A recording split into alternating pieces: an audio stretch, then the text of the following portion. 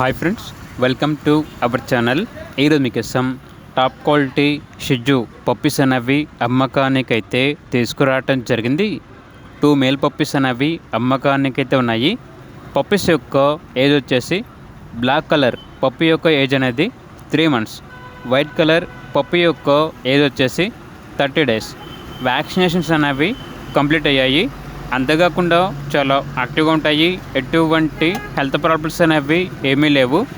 Puppies ఉన్న location వచ్చేసి ఒంగోలు, ప్రకాశం district, Andhra Pradesh.